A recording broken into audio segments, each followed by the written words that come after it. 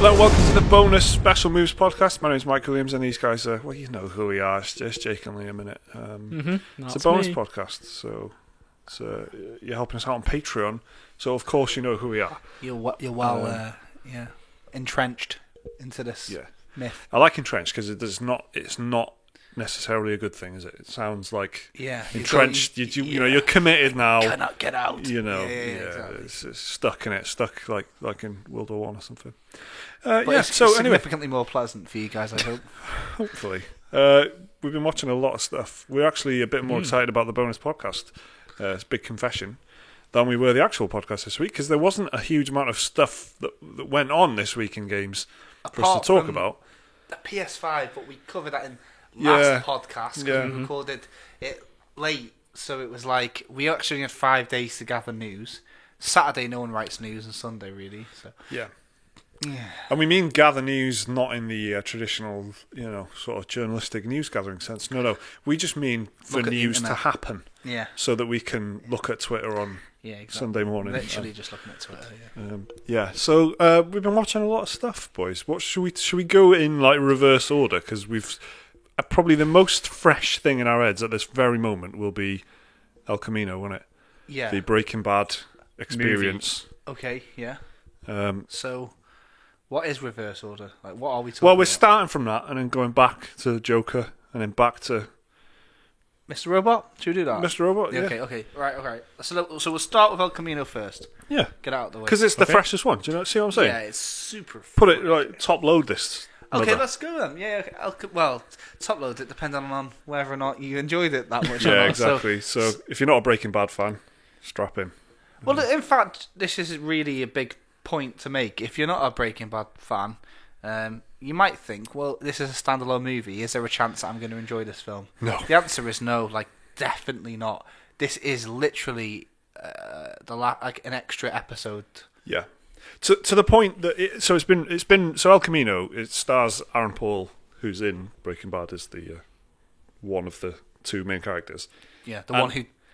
If you haven't seen Breaking Bad, you shouldn't be listening to this because this is takes place at the end of Breaking absolutely, Bad. yeah. It's massive spoilers. Let's get this out of the way. It features the one member of the Breaking Bad duo that didn't die. Yeah. Mm-hmm. Naturally. And it's gotten really, really good reviews. I've seen a few that are middling, but not that many really. And it's sort of surprised me. But then I was thinking about it. Not surprised me. It surprised me that there wasn't a lot of mention about the fact that you absolutely needed to have seen and enjoyed Breaking Bad. Yeah. Before you watch this, and it wasn't really like. Of course, it was mentioned, but it wasn't really. There was no issue raised, and I think it's because we live in the world of like Marvel movies, where movies are like connected, and people are like readier to accept that as a thing. There wasn't really much made of it from critics. The fact that this movie completely follows on from the 5 seasons of television that is Breaking Bad. Mm-hmm. When I recently watched, and now that I've watched it, I can say this, anime masterpiece, Neon Genesis Evangelion, or Evangelion if you're going to be pedantic. And everybody who watched that gets other people to watch it by saying, make sure you watch it. But they always say, make sure you watch the show and the film to follow up. And that's absolutely essential to the viewing experience, right? As far as people are concerned. I haven't seen the full series. So does it end in such a way that you need the movie to? So without spoiling it, and this is the best way of explaining it, I reckon. The last 2 episodes are an event through one character's perspective. Okay, but it's a global event. Yep. The film is the global event. For everybody's perspective. Or more objectively. Yes, exactly. So you can see what's happening. It's the world experience in this thing. So, anyway, the point is that that's one of the only examples I could think of, and especially because it's so Firefly. fresh. What everybody's saying. You watch Firefly, you have to watch Serenity.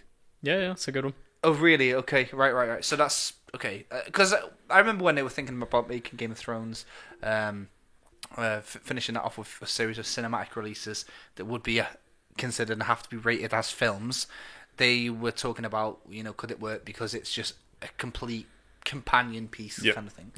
So anyway, so this is that, isn't it? Really, like, you know, not only like did you have to watch it and enjoy it, but you had to watch it all the way through because it's a direct, like it's a direct follow-on to the second, like. Yeah. So. In the sense that the events are in the, you know, almost the moments after the series ends. Yeah. The events of the film literally begin. right where the series ends. Yeah. Pretty much. Yeah. So it's the setup is that direct, and but to be honest, the storytelling, the character development, everything in it will only make sense and will be in any way valuable if you have seen the series. Do you know what I mean? Yeah. Everything in it is. Yeah. So now that we got all of that out of the way, what did you think of it, boys? Liam, you said one of the first things you said was that it was like a fitting epilogue. Yeah. So, like you were saying, it will make no sense if you haven't seen the series because it is literally like an extended episode, really, like a really high budget episode. More on that later. But I really liked it. I thought it was a very fitting end to Jesse Pinkman's story. Yeah.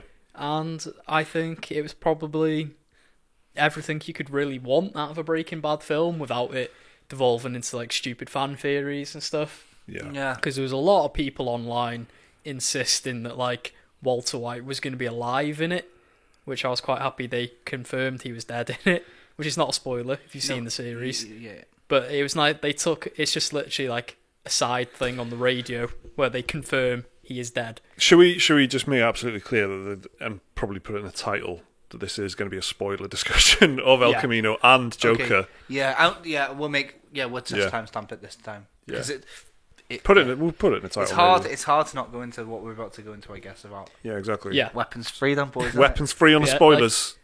Speaking of the non-story stuff of El Camino, I thought Aaron Paul did a fantastic job. Probably one of his best performances. Well, you know, because he's only really known for Breaking Bad and What the Need for Speed film. Yeah, that's all he's really known for. This film, TV show called The Path. BoJack as well, I guess. And BoJack. I think BoJack is possibly one of his most notable because of because it has a quite strong fan following. Yeah, but BoJack, and there's people who don't shake your head. No. It does. You just can't deny the truth. It's giving me bad memories of my wife's watched all of Breaking Bad and all of BoJack, and then when we were watching this, she said she can't help but think of him as his character in BoJack. I can't get. Well, over he did. That. I've really got to stand by Sean here a little bit, and because he really does. There's a couple of times where he speaks. Yeah. Right. In the same way that, like, you'll see Tom Hanks. Just his voice. You'll hear. No. He's the same way. But that's the point, isn't it? Like the same way he's voice acting in the same way that you'll see Tom Hanks in like fucking Saving Private Ryan, but he'll say something that is Woody. You know, you'll just hear Woody because it's a strong voice performance. You've got a friend in me, pal. Usually it's when they're like most animated and when they're like, oh wait, you guys, or something like, you know, when it's something like that and like the emotions like coming through. I know what you mean. But the thing is, repressed memories of a head shake. Aaron Paul hasn't been in an awful lot of stuff, that's sort of what happens. He's tied very closely to Breaking Bad, obviously, but then also to like BoJack. Yeah, apart from that, cinematography was absolutely beautiful. He's ace, isn't he? Vince Gilligan knows how to pick his fucking people. And for sure. Me and Liam, I feel like we're part of some sort of secret society. We're not, of course, because every fucking one on the internet is doing it as well. But out of everyone I know, I don't really know many people that watch Better Call Saul. But if you're watching Better Call Saul, you know that he's bringing it to the table. He's going to bring it. It was the very same production crew, like the whole.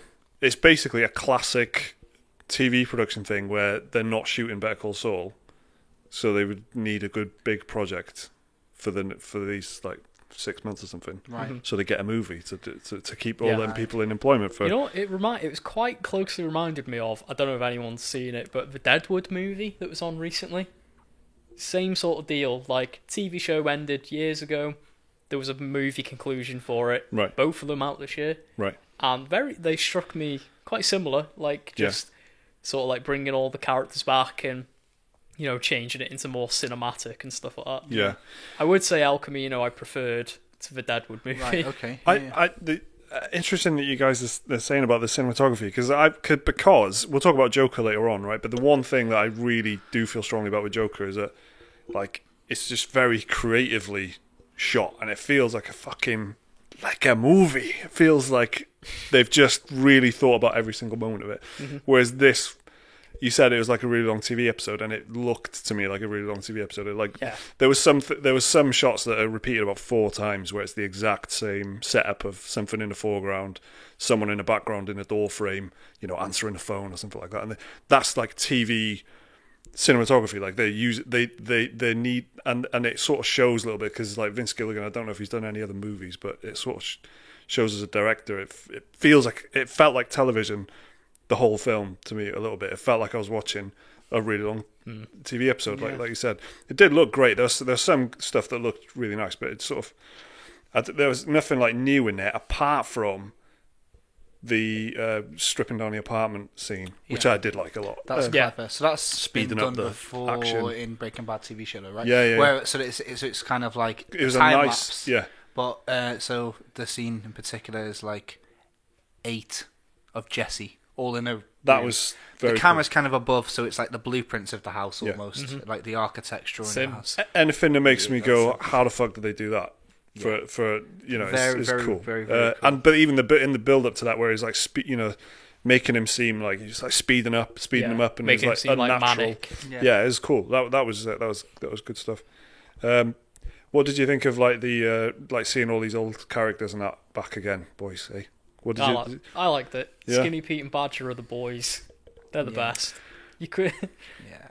You were into that, yeah. I really did. Like I hate that. It's my hero and shit. I hate all this shit. You know what I mean? I really didn't want the film to happen. I was like, oh, fuck off. Yeah. I'm a massive Breaking Bad fanboy. Like unashamedly. Like yeah. do you know? In fact, just a couple of weeks ago, I was talking to somebody I work with, and we didn't have many ways of entertaining ourselves. We had this quiz app. And you could pick a topic and you could do a quiz on it. Yeah. And he said, like, what do you reckon that you're going to do best at? And I was like, Lovecraft or Breaking Bad. I reckon I would be able to hold my own at, and that's it. And that's weird, that, isn't it? Because even Game of Thrones I'm a big fan of, but the book stuff might elude me in that. But Breaking Bad, I think I can remember everything that happened in it. I've seen the whole thing about 4 or 5 times. And because I was watching it as it was going and then kept catching up. Like, I was so, like, I remember every little... So the continuity and stuff like that in Better Call Saul and in this... is so good. So the idea of bringing back fan favourites felt like it could have been cheap. Some of them were. I didn't like the very beginning one. Mike comes back. I didn't like that because that just sets the plot up. Where do you want to go if you could go anywhere? Exactly. Alaska. And this comes down to predictability so that's and stuff. What's going to happen. Yeah. And I was like, okay. But then there's other cameos that I was like just fucking full buzzing about. Just like... out of body buzzing. I was like, yes! Really? Yeah. I didn't. Are we allowed to tell? Are we allowed to say it? We've said weapons free on All spoilers. right, Spoilers alert for El Camino fucking- once again. Fucking Walter White. Season 2 Walter White coming back is like... Flashback. I don't think any TV character... Shit, you knew that was going to happen, though, right? Surely. No, because I didn't read any spoilers, and I thought it'll... And But then, no, like as soon as you see a flashback, I was hoping they weren't going to have Walt in it at all. me too. yeah. But I didn't mind this because of... I thought it showed the relationship between the two, I guess, with what Walt said. Like, really encapsulated his character. At the time, what's so good about the Better Call Saul continuity in this is that they kind of give you what you want, but never quite how you expect it. Yeah. So, like, With Walter White, specifically. Specifically with Walter White. Right. Because you got Season 2 Walter White. Ask people to rank the seasons of Breaking Bad. Season 2 is probably the bottom. I don't think that they were doing it on purpose, but he hadn't quite got there yet. He still thought that Jesse might have been able to get out and go to college after this was over. He envisioned it to end, whereas Walt Season 4 or 5 would rather Jesse have died than it to end. Right? He was like a villain at that point. So, but then you have to be a big Breaking Bad fan to see the value in that, which, is, I guess that's what you want. But it did feel, it was like massive Breaking Bad fan service through a lot of it. I think it was for absolute, that was like the deep cut Walter White they could have done. Yeah. It would have been too hammy if it was Walt with hair, their first meeting, their last meeting. They've already done it where there was a flashback of the first lie Walt ever told to Skylar. Like, a lot of it is covered ground. The bit where I don't know if you remember the flashback of like that Jesse had in the show where he was like looking at carpentry stuff and you could see Walt marking his papers. So they'd done stuff like that. Walt grading him, Walt meeting him, Walt lying to him. That was like one of the only conversations that you hadn't seen. That was an angle that they didn't go through, and that was like the best thing that they could have done. But like now, I think like the only thing that they could have done like would have been not put him in there. I would have been happy if he wasn't in there. I would have been totally happy. So as a more relaxed sort of admirer of Breaking Bad, I probably would have preferred that, really. Yeah. I would have preferred him to not be in it. Also, I would have preferred if the guy who's in it for loads of it wasn't in it. Hey, Todd. Todd, yeah. Todd, who, by the way, you were saying was everything continuity-wise. Meth Damon, as they call him. Is right, nice. Now okay. he's Fat Damon. That's what I was going to say. Yeah, the continuity is good, apart from the fact that he's much more overweight than he was. On a bit away. Yeah. I saw him in something else. He's in Fargo season 2. Fargo, yeah. That's where he put a load of the weight on. Yeah, because he plays a butcher, doesn't he? Ed, the butcher. Big, like, burly man. Good excuse, isn't it? So he's in it for a lot of the film. Like, plays a big role in it. He's got a surprising amount of time. Yeah. Plays a big role in it. It's quite interesting how that was done, I think. Do you know what, right? Me and Liam spoke about this on the way in. Apart from the flashbacks, if this was shot just chronologically and there wasn't any flashbacks, it is similar to like a Nicholas Winding Refn film a bit. Mm-hmm. There's a lot of looming darkness, silent hitman kind of bullshit, revenge stuff, but seems almost low stakes for a bit. When he goes and asks for his $1,800 from the Weldon factory, hanging outside the Weldon factory, it was very Nicholas Winding Refn. When sad he had the bug on his hand, letting the beetle crawl on him. Yeah, stuff like that was. Yeah. Well, the flashbacks to me, they'd take me out of it a bit. Like every time it went back to a Todd bit, I was like, I want to get to the future. My biggest. It was a bit jarring. They were like so sudden as well. The flashbacks. Yeah, and I can see how they managed to sort of get that clear because all the modern day was nighttime, and all the flashbacks with the day was and the hair because he takes the decision right at the beginning to get rid of his hair. Oh yeah, no, but I mean, yeah. So like, no, there's a bit where there's Todd's talking to him in the past in a building, and then the next shot is the building back in the modern day. Mm-hmm. But like the only difference is you can tell because it's not night and day. So and then he cuts his hair off.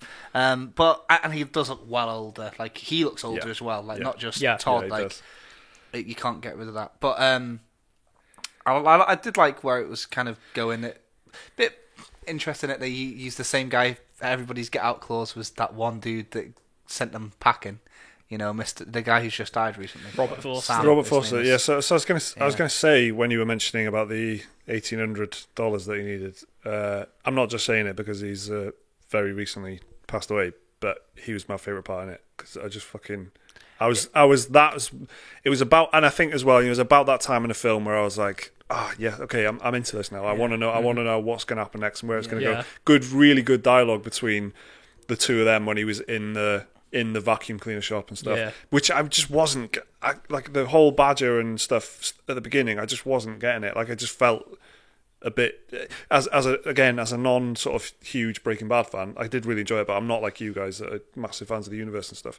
I just wasn't like. I thought it was just a bit cheesy. No, I know what you mean. That's the most cinematic part. That was like a Coen Brothers.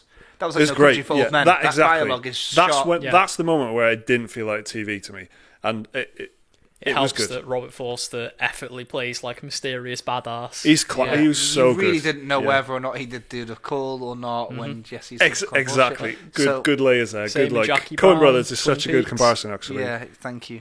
Because that's when I saw that and I was like, it is a bit, and I don't know if it's because I've been connecting Fargo in my head all day. Yeah. But I was like, it is like No Country for Old Men. And whenever I hear a shop bell ding, I was thinking Javier Bardem walking into a shop. But you know what, though? You're right about it not being a film. It's like a TV show. But as a fan of the TV show, it just felt like it should have carried. Like I reckon if you watch this in 20 years, it apart from the weird, he's fat and old, you'd be like, it's a complete story. Yeah. It's like Neon Genesis. The follow-up movie, the animation is like well better.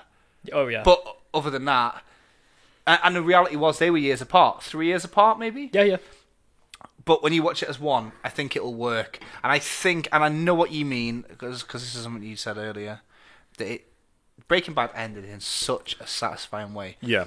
TV shows live or die on the ending nowadays. Yeah. Game of Thrones has kind of died in you don't hear people praising it. No, isn't that funny? In certain terms, it Seriously, is. I still consider Game of Thrones one of the best TV shows ever. And it's such an important thing. Do I, yeah. And I'm so into that high fantasy bollocks anyway. But that ending really soured changed a lot it. of people. And the way people talk about The Wire, if the ending was different, but Breaking Bad, it's like no one argues.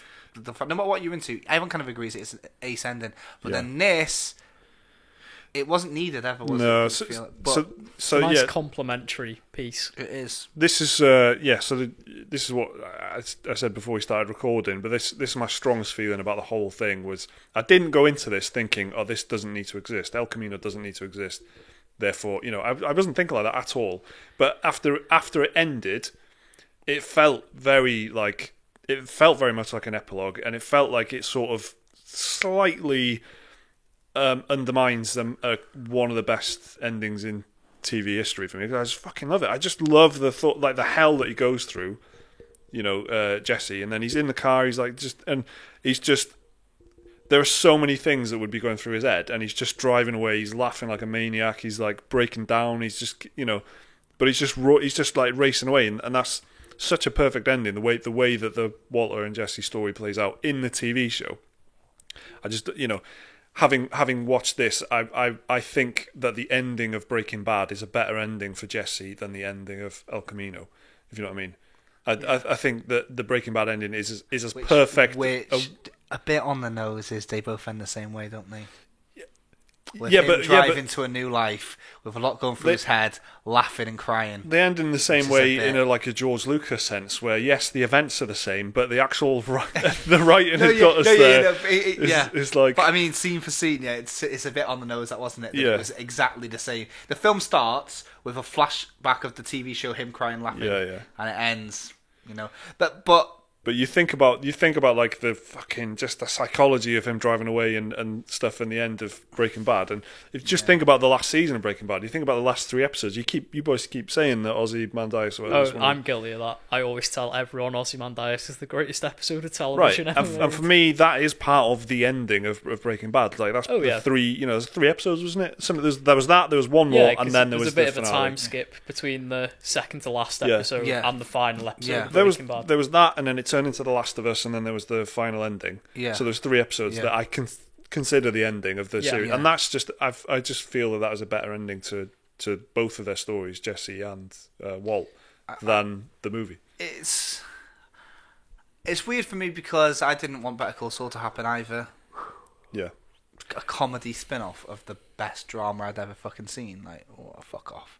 But it's amazing, and it might be preaching to the choir a bit because I'm pretty sure the only people that would really care about El Camino. But if you're listening to this right now, it means you would have seen El Camino. Yeah. If you've seen El Camino on release week, you'll probably already know. But if you don't, and you think, oh my god, it was really cool, you seriously watch Better Call Saul. It's not this lawyer drama that everybody assumes after watching 4 episodes. Like, it's this level. I've been telling Laura to watch it because Laura was really, really excited about El Camino. I was like, why the fuck haven't you watched Better Call Saul then? Like, just properly, because we tried, but we didn't. We just didn't get into it. So she's not properly sat down to watch it. I think with Better Call Saul, like one of the biggest things that killed that. Is that it doesn't really affect me and Liam because we were watching Breaking Bad live, but loads of people in the UK binge watched it on Netflix. Mm-hmm. And then when Better Call Saul came out, it was one a week, and that momentum. Yeah. And people expected it to somehow manage to carry that momentum over from the fucking nuts finale of Breaking Bad. Yeah. But it was telling a whole different story, and it was laying the foundations for introducing these really intriguing characters like Kim Wexler and Chuck, who's Jimmy, who's Saul Goodman, his brother, and Mike was in it, but Mike I think was one of the parts I wasn't that interested in because I know how his story kind of ends up, and we all do. But this is that's the importance of the ending, isn't it? And that's what I think is happening with El Camino. El Camino's messing with the ending, whereas Better Call Saul, not messing with it, but it's like operating within the ending of the story. Do you know what I mean? Whereas Better Call Saul is like, before or underneath or parallel with. It's not like it's happening. It's not messing the conclusion. The conclusion is really, like you were saying earlier, is so important for a TV show because it lives and dies on it. So that's why I think Better Call Saul. I think Better Call Saul manages to somehow lie and trick you into thinking, if you watch it, that came first. Yeah. I don't know how they managed to fit in so many things that Which enhances is cool. Breaking Bad. Mm-hmm. It adds depth to characters like Crazy 8 and Tuco and Yeah. things that. But what I mean by adds, I mean it doesn't just tell you something there and you don't see any proof of it. Yeah. It manages to sneak little things in that Tuco says in Breaking Bad that doesn't make sense at the time. And give it this thing. It's like some Dark Souls shit. Like Star Wars Rogue One. That's always going to be my favourite example of that. Exactly. The whole film being... Exactly. Well, wait till you've watched 3 seasons of Better Call Saul. You'll be like... I'll be waiting a long time. And that's... Yeah, exactly. Me too. There'll be a... You know, like... A big talk about... Hopefully there'll be a resurgence of interest in Better Call Saul now and it'll kind of push people... The fact that they can now binge watch it. I think it will. I think Laura's probably thinking about it. Because I really think that... people are missing out by not watching it. It's. I think Liam, I don't want to drop you in it if I've made this up in my head. Don't we both think that it's at this point like Breaking Bad level of quality, maybe if not better? Absolutely, like, for sure. And we're talking season 4 or 5 of Breaking Bad. It's firing. Like this El Camino, like a lot of the writing and the way it was shot and stuff is pretty cool. But they didn't have to like balance these intricate, dramatic plot lines together, and that's what Breaking Bad does so well. Fairly safe. I never felt like with Breaking Bad there was a wasted airtime. Every time it cut back to Hank and Marie, I was quite into it. Even the rock shit. Even when Walter White was slowly cutting his bacon and eating it. Yeah. Valuable. I'm being sarcastic there. I was still sort of like, I was into it. The only part I didn't like about Breaking Bad is Skyler, and that's what Vince Gilligan says makes him not a great writer, is that he failed as a writer because the collective hive mind of the planet Earth think that Skyler's a dick, and he'd written Skyler to be like an anchor where you empathised with her and thought that Walter White was being a dickhead. But the fact in some sort of Scarface-esque fashion, everybody kind of idolises Walter White, even when he's majorly a knobhead. Like, a lot of people got turned off by Walter White at the point where he killed Mike. Yeah. I didn't care. I needed Walt to succeed. I was like out for blood. He had to succeed. When he tells Skyler he did it for him, it's like the one. But then Ozymandias is the ultimate. Everything falls apart, though, isn't it? So then when Hank dies, and then if you're still rooting for Walter White at that point, surely you're going to start considering yourself your position. Exactly. I wanted. Then it was like, how many people can he take down for the greater good before he goes down? So then it was the revenge story and like this Western. So as like a Breaking Bad like mega fan, like I think it was good. I really do, because it was pretty safe. It was pretty. You know, they didn't manage to avoid like these cliches I was saying to Liam on the car here, like he hears on the radio about like a statement from Skyler White, and then he goes to the, maybe goes and sees her, but he stays outside the house in a car, and you can see Walt Jr. walking past or something like that, and he decides to not grace them. There's all these sorts of cliches that Netflix Netflix originals do, stuff like that, or Jesse knocking on Marie Schrader's door, she answers and asks him who he is, and he just walks away, or shit like that. There's so many cliches. I thought there was a few in there. Just to get in. I mean, yeah, I can see what you mean. You're not about the very, very end bit, the very, very end flashback. The very, very end, some of the Badger and Badger and Skinny is for me, the fact that there was jokes in it made me go, oh, no. They were telling each other too many jokes. Don't like jokes, do I? Don't like a bit of fun, do I? No. So I was but I'm with you there, and also. But that's what they're known for. Yeah. The biggest one I think was the way that his showdown is like the most fucking Walter White thing ever, where he's got a shit gun in his pants. He's got the real gun in his pocket, and you can't see that one. And that's because the scene before, he clearly got 2 guns out of the safe. I know, but so everyone knows. But and then it's like, oh. The way that he handled, or the way that panned out, was like, well, you could just replace him with Walter White, and that's it could be a very similar. But is that to say that Walt's kind of rubbed off on him after all that time in the shadow of this fucking guy? Like, that's what's interesting. That's what I thought was a bit cliche, though. Just the whole like the parallel, the reflections. It was very similar. To how Walt went out. Yeah. But even this is not meth and all that stuff. You know, it's the exact thing. Well, this isn't a real gun, mate. This is the real gun. You want cops, right? Anyway, Liam, do you want to give us some final thoughts? Because we should move on before we continue our Film Wank podcast. I really like it. I would only particularly recommend it if you are a fan of Breaking Bad, and if you've not seen the series beforehand, this will probably be lost on you big time. But I reckon if you watch Breaking Bad on Netflix, do you know what's going to autoplay straight after it? This. Right, timestamp that, and you just skip the whole first half hour of the podcast and listen to Liam say that thing, and then save everyone 30 minutes of Film Wank. Should we talk about Here's Joker? Another 30 minutes of Film Wank. This one's a spicy one. Yeah. This is a spicy one. So so that's the end of El Camino. Let's talk about Joker. So Joker is by far the most talked about film of the past 6 months, I reckon. Yeah, it's an event.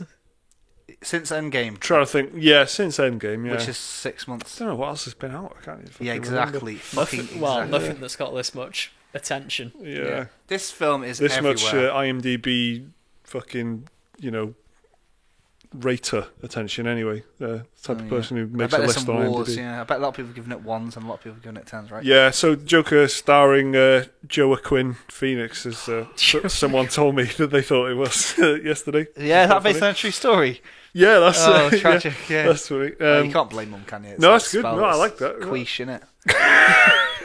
Quiche Lorraine all over again. Joaquish. Yeah. Joaquin Phoenix as Joker. No. What did was it? No definitive article. Fleck. He's not the Joker though, is he? He's just Joker. Just Joker. Joker. This is going to be spoilers as well, isn't it? Probably. Yeah. Kind of has to be. Most people have probably seen it. I reckon. I'd bank that a lot of our patrons. It's done fucking huge, isn't it? It's biggest R-rated opening for October, whatever. Beat It Chapter 2. I love these extremely specific records. I agree. Biggest Wednesday opening in October. It's the last solstice. Yeah. This is purely anecdote. I know someone who tried to take their little brother to it and got turned away twice for trying to take their little... How little was the little brother? 13, I think. Oh, yeah. He could have probably handled it. 15, isn't it? It's a 15. It's a 15. It's a 15, but that just shows you, everyone's trying to go see this. Yeah, absolutely. So, this is a spicy one. I think we're all on slightly different pages on this one as well, which is pretty interesting. Which is the most exciting thing. And that's what's so exciting for me about the whole thing. Everyone on the internet's on a different thing about it. Yeah. Everyone's got an opinion about it. Yeah. I mean, I don't even really know how I feel about it. I'm glad I'm not a critic on this one because I just couldn't. I'd fucking just straight down the middle, 3 stars in it. I want to think about it. I'm confident. Liam's confidence is unabashed and brilliant. Oh yeah. So Liam, do you want to kick us off with how you feel about it? Because it's a good starting point, I think. Okay, so I went into this film expecting it to be good from all the reviews because there's a lot of 5-star reviews, a lot of 1-star reviews. Yeah. And I went in expecting to like it, having been a fan of Joaquin Phoenix beforehand. Oh, that's how you say it. That's how you say it. And even, Todd Phillips, his last few movies have been pretty good. War Dogs, I enjoyed that. Yeah, that was a good film. Comics a bit as well, don't and you? I do like my comic books, and I do like my dark, gritty character study films. So I went in expecting to like it, and I came out, I liked it. I didn't praise it like a lot of people have been doing, but I didn't hate it like a lot of people have been doing. And what was it I said? 7 out of 10. That was it. Away. Yeah. That was just it. 7 that was out of 10. review. And that's how I feel of it. I think it's a good film. It's got some problems, some bits I wasn't particularly fond of. Yeah. But overall, it is a film I would tell people to go see. I'm pretty close to you because I've felt that exact same expression. I didn't love it, but I also wasn't raging and really upset that it exists like some people are. But there was, for me, I didn't have any expectations. To be honest, I wasn't looking forward to it, and I went because my mate in work was like, I've fancy seeing it and that. So I was like, yeah, go on in. And you guys have already seen it by that point, so I was, I'm glad I've seen it. That's for sure. But there's a lot of stuff in it that I didn't quite understand how it was getting such. To begin with, such rave reviews, and then it was being seen as this massively, problematic thing. It's strange how the reviews have actually. You pointed this out, didn't you? It's. I anecdotally again. I know 2 reviewers that at Toronto International Film Festival, I think it was, where it sort of premiered, or Venice, I can't remember which one it was, where it premiered, said like gripping, outstanding, Oscar worthy. It's going to be amazing. It's going to make waves. It's fantastic. Then, but then their the reviews winds were change. 2 out of 5 because and I think it's because critics don't want to see. What I think it is it's an endorsement if you give it 5 stars, and what people are worried about endorsing. Well, it's a whole other conversation. Isn't it, really? Exactly, and I think I did feel that. So the first, again, I guess this is spoiler talk for the Joker as well. So you need to have watched the Joker to listen to this podcast, I suppose. But for the first 30 to 40 minutes, the link doesn't work unless you've seen it. Like verification code. So the first 30, 40 minutes, I was like, it did play out like the story of a sort of sad, troubled individual rejected by society discovers the magic properties of firearms, and has a life-changing moment, and then triggers a revolution against the powerful liberal elite or whatever. It did play out like a fucking a bit of a nut job power fantasy type of thing. But I don't think that's what it is, and I don't. I think it's. But what's difficult is because Todd Phillips is. If you've read some quotes that he said and stuff, it's like you sort of have an expectation of who this guy is making a film and where he's coming from and stuff. So that sort of colours your thing. But in the end, I didn't think, it's massively problematic and stuff, because I can see how Joker in it is, very worryingly could be very relatable to a lot of people. But also, I think that has happened. Like Liam, you said this before. It's like there's a similar there have been uproars about loads of times. Taxi Driver and this sort of similar films. When Death Wish came out, like New York was going through a bit of a crime wave, and they thought people were gonna go out into the streets and start killing criminals and everything. Taxi Driver, they thought Vietnam veterans were gonna go on a rampage for being treated like dirt by the rest of everyone else. It feels a bit too obvious for it. Somehow it feels too obvious to be a cause of anything or a trigger for anything. I don't think it validates that kind of behavior or that kind of person at all. Like, it's definitely not glorifying it. It's the most fucking miserable film you've ever seen in your life, and it's like. And a lot of that. So now I'm gonna that's sort of how I feel about all that stuff. But then as for the actual film as a piece of entertainment, I guess, or my main issue with it was actually how thickly everything was laid on, and a lot of that is like the music, the score. I really liked the instruments that they used, and I really liked the music, but it was it was just there too much. Like it didn't give me a second to just think about what Joaquin was up to, and I couldn't, I couldn't just if you watch Taxi Driver, there are You Talking to Me, all that stuff. There's no music. You're just watching Robert De Niro being a fucking boss actor. But in this, the music is telling you exactly how to feel about everything that Joaquin Phoenix is doing. Sat on the sofa. There's a bit where he's sat on the sofa. I can't remember what he's doing. But he's sitting on a sofa. Camera's just slowly zooming in onto his face, and he's doing something a bit jokery. And the music is and it's really trying to make you feel. It's something like that. But instead of being quite an interesting, complicated scene where you're trying to figure out what's going on here, it doesn't give you it doesn't give you any respect as a viewer, because the music is just constantly saying you need to be worried about this guy, you need to be sad, you need to be this guy's has got a shit life. Right at the beginning, he gets beaten up by he's like a sign waver guy outside a shop. Yeah, he's a party clown. Yeah, and that's so he's standing outside the shop. He's waving a sign around. Sign gets stolen. He gets the sign whacked over his face, and then gets beaten up by a load of kids. It couldn't be the most, And I guess it's kind of comic booky in how things like that happen. That is the sensibility of a comic book, to make things sort of a little bit exaggerated and a little bit typical, but. In a film that's trying to be a fucking Martin Scorsese film, it feels a little bit silly and heavy-handed to be isn't this guy's life shit? Now it knows exactly how it wants you to feel about it. and everything is like directed at that. You know, this guy's got a shit life. This guy's got a shit life. Everyone's against this guy. He's got bad luck everywhere he turns. That he faces, but he's dejected, rejected, bad luck everywhere he turns, and it couldn't be. And that's mainly the first 40 minutes, really, that I'm talking about there, because it does. I think it does become a slightly better film later on. But yeah, I was talking for a long time then. Okay, well, that was the first 40 minutes. What do you think of the overall thing? It's okay to talk. The very last sort of scene makes it very, like, a lot more intriguing than it would have been otherwise. Yeah? Yeah, for me. Because I think there's definite ambiguity in the way it ends, because think it was all in his head, maybe. Well, no, it just raises the question, doesn't it? It doesn't say it was all in his head, but it could have been. Like, it could, you know. And there's some Shutter Island bollocks going on, where, like, he's there earlier in the film, and it doesn't look like that. Yeah. So that that's interesting, I suppose. And planting the seed with Zazie Beetz, and you're thinking the whole time, like, what the fuck is she doing? Yeah. But then, of course, I didn't see that coming. I didn't see that coming almost until it happened. The reveal. Same, to be honest. And there was something happened where I was like, oh my god, he's been fantasizing about all that, which is fucking brilliant. That's the kind of reveal that I want. And I was saying to you guys earlier, and I think that's because they were patronising you at the beginning.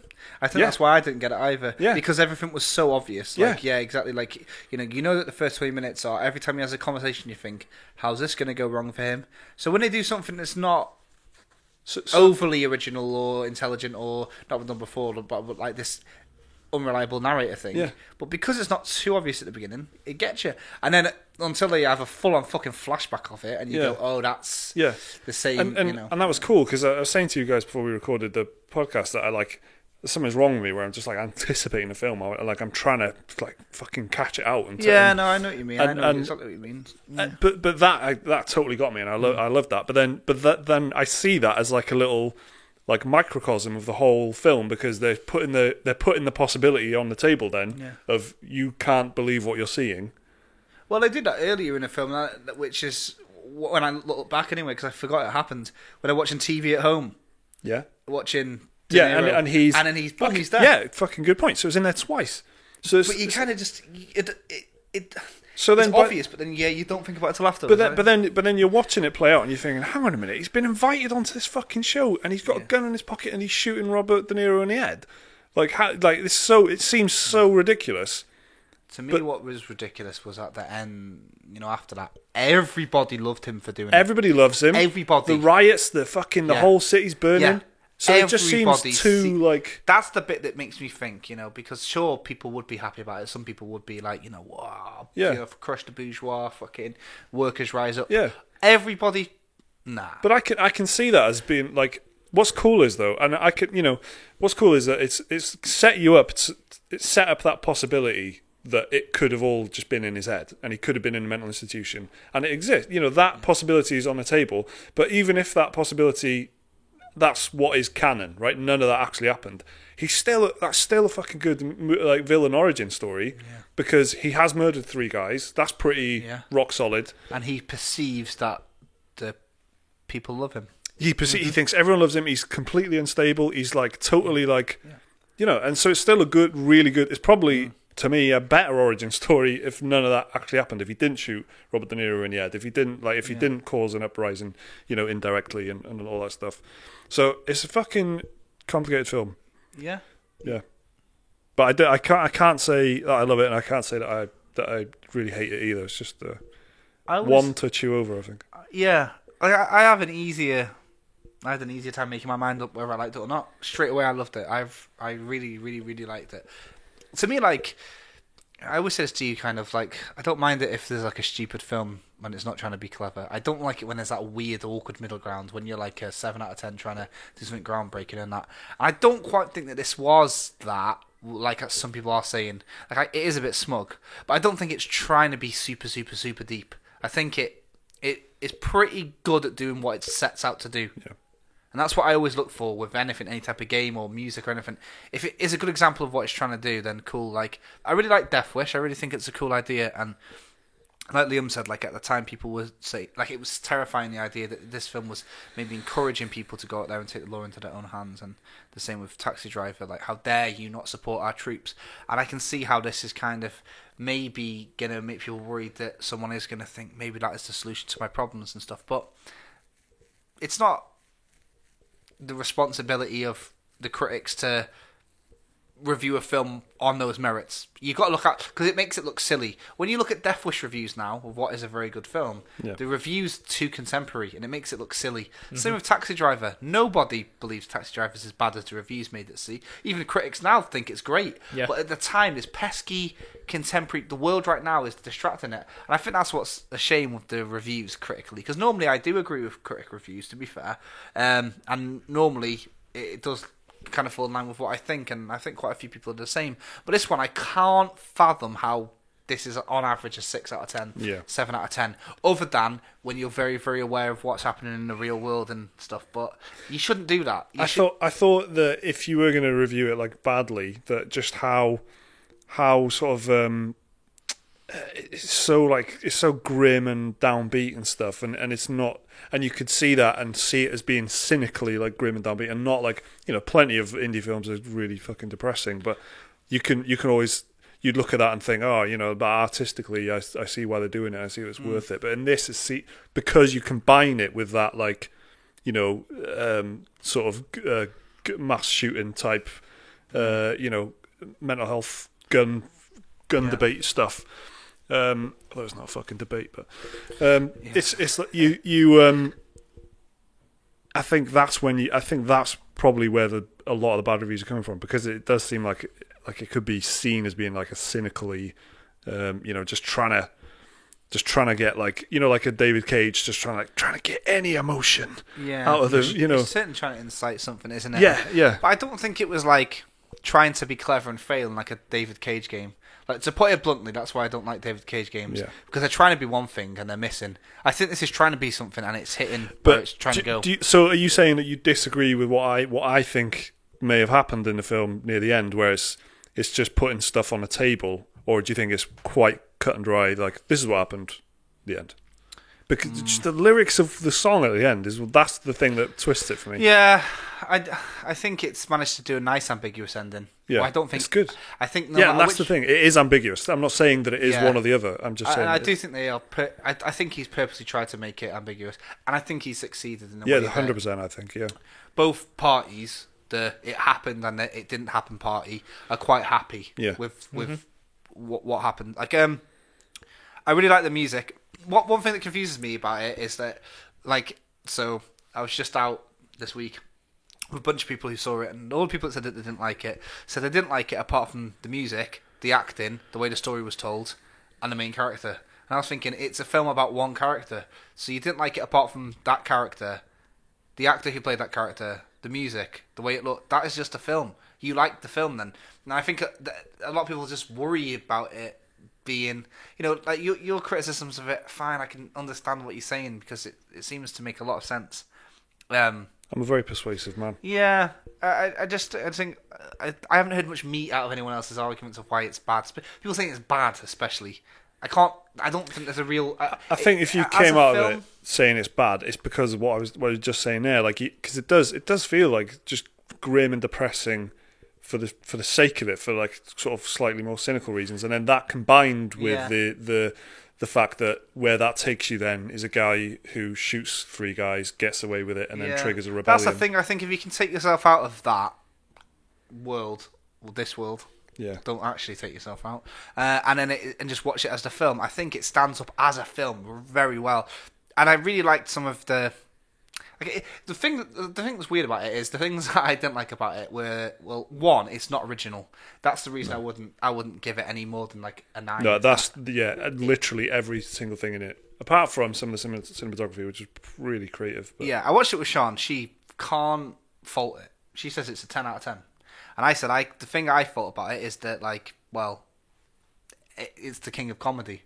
You watch the trailer for King of Comedy, and and Taxi Driver, and it is identical. The only thing that's not is the the comic book stuff, and that I reckon the film could have worked just as well if it was nothing to do with comic book. Yeah. In fact, the only parts I didn't like was the Bruce Wayne bits. That was That was unnecessary. And as somebody who has very little knowledge of the comic books, but enough, someone who's watched Dark Knight, anyone who knows Batman, in fact, you know that the Joker and Batman aren't brothers. So you immediately know then that the next 25 minutes of this film, him going on some sort of knowledge quest, is going to lead to a dead end. It's going to be bullshit. Yeah. That's the only time they won't let him mess with the canon. Exactly, and that's the only time it took me out of the there and now where I thought, I'll engage with this film again in 25 minutes when we found out the inevitable. That bit was the only part that I was like, oh. But other than that, I love the dancing, I love the violence, I love the music, I love the way it was shot, I love the camera work, I love how it felt a little bit handheld and stuff. I like how it's got this weird new thing that 2019 seems to be doing a lot, where it's like build up, big spark of violence, a lot of quiet again. I really liked it. I didn't expect to like it. Yeah. I wasn't going to go and see it at all Same, until the discussion started. And I like to always just fucking go in and go, fuck off. It's a comic book film, But nah, fucking rate it highly. I think I would like to love it, but I just can't. There's too many things. I was just unhappy for too much of it. To enjoy it, and it was weird how I have seen it all before. The thing that I did like is the core thing that's what's the main redeeming thing is that like I'm the unreliable narrator, as you called it earlier, where you don't where suddenly it says actually that didn't happen. I'm like, fuck, okay. There's something there that I really was enjoying. So that's the main thing that I was really getting my teeth into. But the music, did you not? I fucking love the music, and because I liked it. Did you not think there was too much of it? No, I don't know too much of a good things about thing, but no. But I know exactly what you're saying.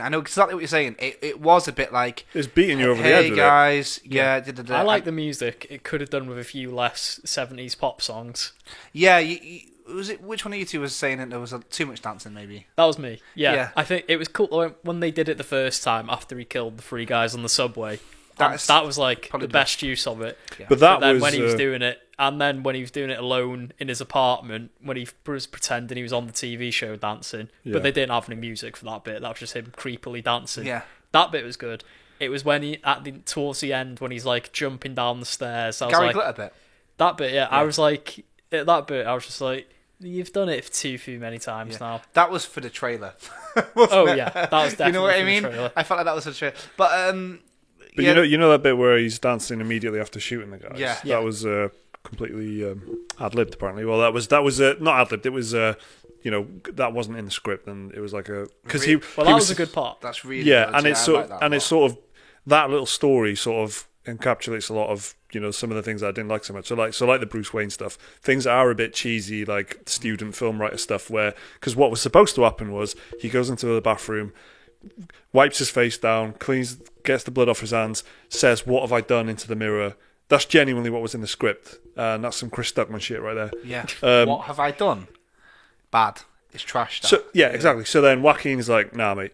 Mm-hmm. He dances. I don't think that character would ever say that at all. No. So and that's why ultimately the natural reaction would be something weird, having a dance. And it was Joaquin who said he's never doing that. He's and so.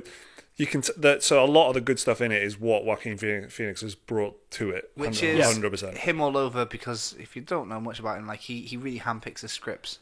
Like he doesn't just take work on for the sake of it. He's very particular. Apparently, he's a bit of a dickhead actually, but he's very curatorial in the sense that he will only do something if he sees himself as the guy that can do it. And he's been in some fucking great work.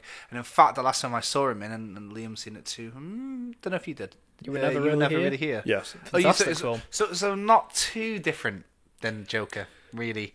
It's you never really hear a lot more like abstract, I think. Still, he's playing a damaged guy that kills people with a gun. So the fact that he's already done that, he's done a good example. A hammer, and you were never really here. He certainly does. But the fact that he's played the role quite similar. It wasn't like Johnny Cash or the Emperor dude from fucking Gladiator. Like I wondered if he would have gone dumbed down to do Joker, because that's what that is. Dumbed down compared to You Never Really Here. But we've talking a lot about Joker now. Does anyone want to say anything else about Joker? Yeah. No, but I'd say that it's one of those films which is quite rare. I think that it's worth watching just to be a part of the conversation. And I don't know what kind of weird ITV advert that sounds like, but seriously, like, it's worth watching just so you can you can spend a lot of time on the internet looking at people's opinions, and it's interesting. Everyone seems to have a different opinion on it, and that's very cool. Yeah, no, it is worth watching. I say that as someone who can't say it. I'm not even sure I can actually say that I enjoyed watching it, to be honest. But there's just loads of good stuff. There's loads of good stuff in it. There's loads of good stuff in it. But then that doesn't matter to me if you put it all together and the whole is just, not. That's what counts. The music may be good, but they use too much of it, in my opinion. Cinematography is amazing, but what is actually being filmed is a lot of the time I'm not in. By the way, there was one shot that I really liked, right? Which was, and I don't, it's fucking film school shit right here. But go on. Do you know where he follows Zazie Beetz to the bank? The bank, yeah. Mm-hmm. And the camera is just on the corner of the street. It's nothing special really, but it's just like. Just putting the camera in just the right place, choosing fucking just the right lens so the cars come past, and it's just a bit. If you went back and looked at that shot again, you'd know what I mean, because it's like it just seems a bit off. There's just something off about it. There's and they fucking really got that really well. Have you seen Todd Phillips did a Variety video? No. Like what is it like called Notes on a Scene or something like that? Yeah. Where they get the directors to talk about specific. Oh, like scenes. a YouTube video. Yeah, I think it's Variety. Or Vanity Fair. Vanity Fair, maybe. That's a big one, isn't it? Yeah, it's one of them two. Yeah. And he talks specifically about these cityscape shots and specifically the lenses that they use to get things feeling off. Yeah. So there you go. Weird that you've said that because it shows I'm a genius. So bottom line is, it's nice to see Paperboy getting some work on a big screen. Fucking hell. He's in it for about 45 seconds, isn't he? No, he's not. He's in it for like 2 minutes. He has a little wrestle with him and everything. He's like, give me the book. And he's like, a hand wrestle. A fucking thumb war with him. He doesn't come out from behind his security cage. No. You two were both 45 seconds.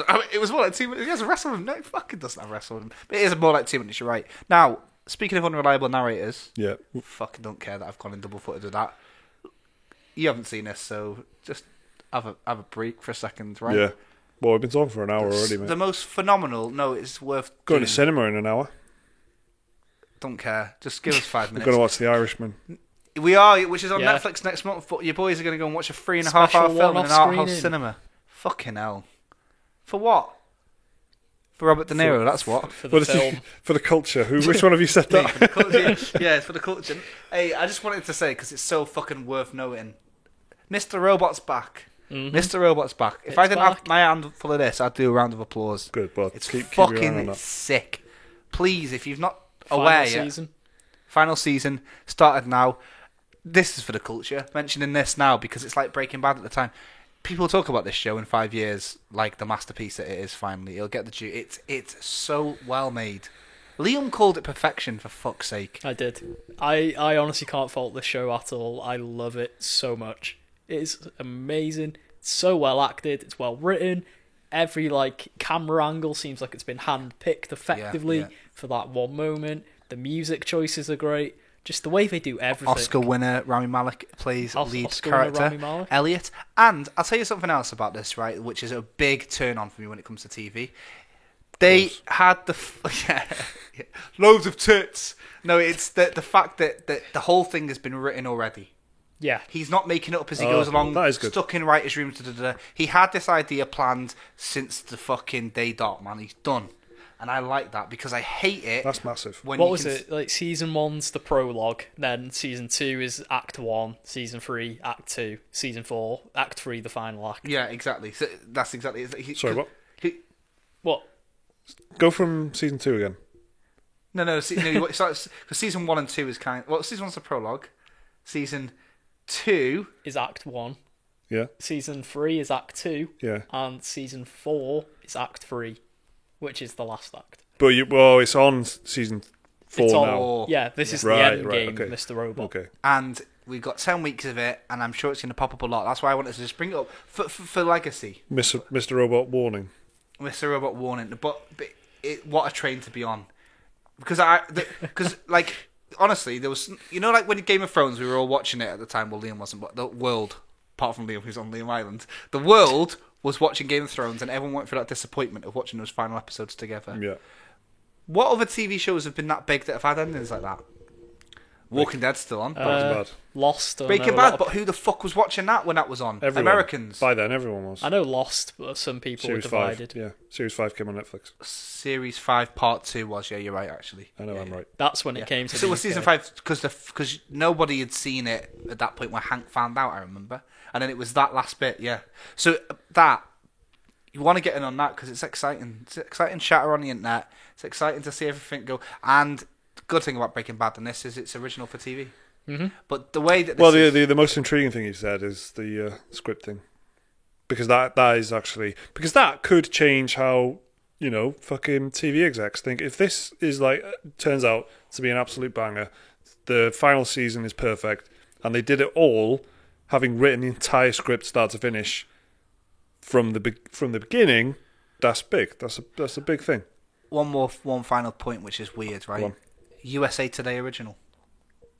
What does that mean to you? Nothing, but let me tell you something. For the Americans, It means the end of the podcast. It's Channel 5, basically. It's the equivalent of like a Channel 5 original. Yeah. And the quality of it is stunning. So it's just and Universal, though, to be fair. And Universal, as in the big film company. Yeah, well, it's not as exciting, is it? Universal Cable Television, or whatever they're called, their TV division. Mr. Robot's back, baby.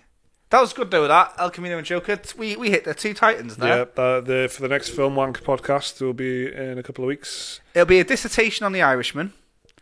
You think that sounds like a joke? It's not. We'll film it at the Dutch angle. Yeah, we'll film it at the Dutch angle, and it'll be in 2 acts. What you won't realise is there's a dolly zoom happening over the course of an hour. So by the perspective, that sounds like a Nicholas Winding Refugee show. We need to go now because we're going to WH Smith to buy some notepads. Yep. See you later. Bye. See you in a bit.